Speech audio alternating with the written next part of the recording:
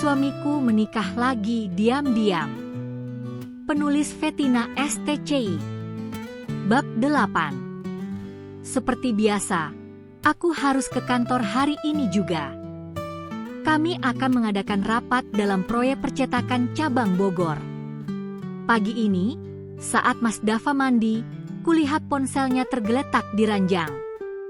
Aku tertarik untuk membuka ponsel Mas Dava, karena selama ini aku tak pernah sekalipun membukanya. Jadi, aku tak tahu apa yang ia sembunyikan. Ku coba buka aplikasi hijaunya karena banyak pesan di layar. Ada pesan dari Agung.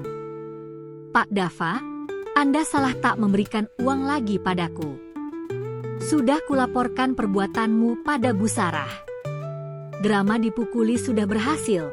Bapak lihat saja nanti Bu Sarah pasti akan menindak Bapak. Aku terkejut dengan Agung yang ternyata malah minta uang dan bilang kalau aku sudah tahu. Segera ku hapus dan ku blokir saja sekalian nomor Agung dari sini. Ternyata ia bermuka dua, bilang padaku kalau ia dipukuli Mas Dava. Tapi ada benarnya juga ia memberitahuku karena kalau tak ada info darinya, aku tak tahu apapun yang dilakukan Mas Dava di luar. Lalu aku beranjak ke pesan berikutnya. Di situ tertera My Sweet Honey. Dari foto profilnya, ia adalah Ranti. Pintar sekali wanita ini. Ia menggunakan foto profil sedang saling berangkulan dengan Mas Dava. Hati ini panas dan jijik sekali aku melihat mereka. Ku buka isi pesannya. Mas Dava sayang, jangan lupa transfer ke rekening aku, ya. Jatah bulanan sudah menipis. Dedek bayi sepertinya ngidam tas Hermes. Gak apa-apa aku belinya yang grade di bawah ori aja. Soalnya temen ada yang jual, aku ngiler, Mas. Enak aja minta-minta. Awas saja kuambil isi rekening Mas Dava. Aku harus meminta uang padanya dengan alasan yang masuk akal. Lalu kulihat lagi di pesan antara Mas Dava dan Ranti, mereka membicarakanku. Terlebih Mas Dava membicarakan fisikku yang tak menarik. Dasar laki-laki tak tahu diri. Sayang, kamu jangan lupa pakai lingerie-nya nanti pas ada aku. Jangan kayak Sarah, pakai daster terus buat aku enek. Terus jaga body kamu biar nggak kurus kering kayak Sarah. Awas loh. Pesan lainnya yang membuatku tercengang. Mas Dava memang pernah bilang soal aku kurus dan harus banyak makan. Tapi, kukira hal itu takkan membuatnya mendua, ternyata ia malah mendua seperti ini. Awas kamu, Mas. Kamu meremehkanku dari fisik. Oke, aku akan membuat diri ini lebih cantik lagi nanti. Dan semakin kulihat percakapan mereka nggak guna. Isinya saling merayu dan menghibah tentang diriku. Mas Dava keterlaluan, harusnya kejelekan istri tidak diumbar pada wanita lain. Ia laki-laki yang egois, semua ia bilang pada wanita itu. Aku menghela napas. Kubayangkan saat ia dulu merayuku untuk jadi istrinya. Betapa gigihnya ia berjuang agar kami bisa bersama.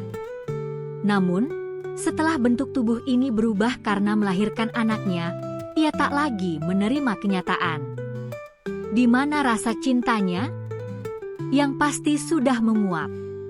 Daripada meratapi ketidaksetiaannya, aku mencari M-Banking di ponselnya. Kucek saldo di rekeningnya ada sekitar 71 juta. Baiklah, aku akan meminta sejumlah uang padanya nanti. Aku pura-pura ke dapur karena sebentar lagi Mas Dava keluar dari kamar mandi. Beberapa saat kemudian, aku menemuinya. Ia sedang berpakaian.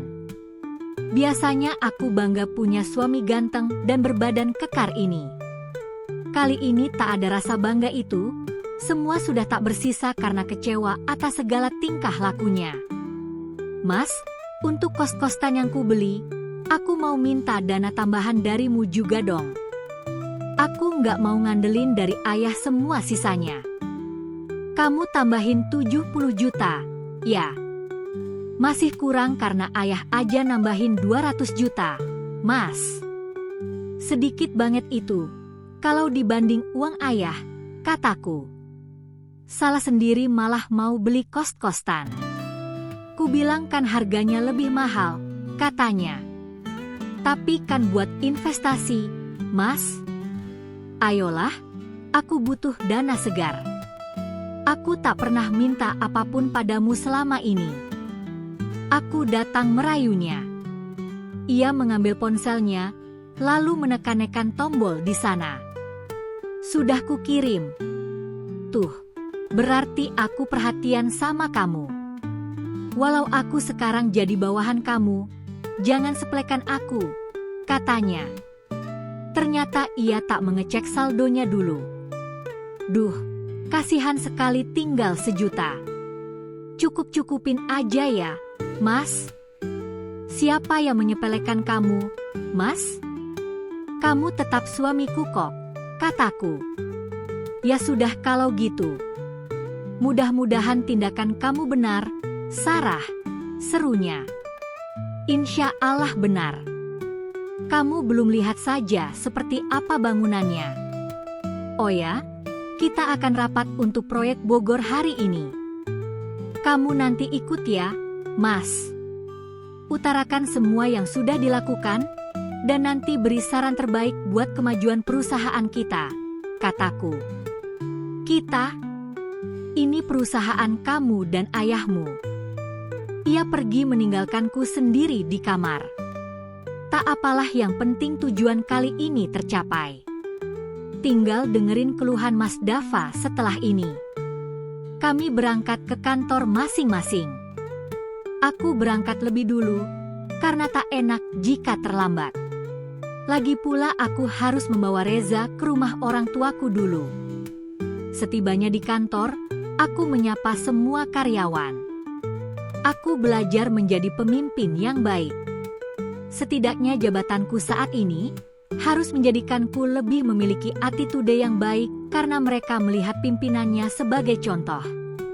Kulihat dari jendela, Mas Dava datang. Walau sudah dipindahkan ke bagian produksi, ia tetap membawa mobilnya. Oh ya, tak terpikirkan olehku untuk menjual mobil yang dibawa Mas Dava karena mobil yang kubawakan milikku sendiri sejak zaman masih gadis. Baiklah, itu rencana selanjutnya. Aku akan mengeksekusinya nanti.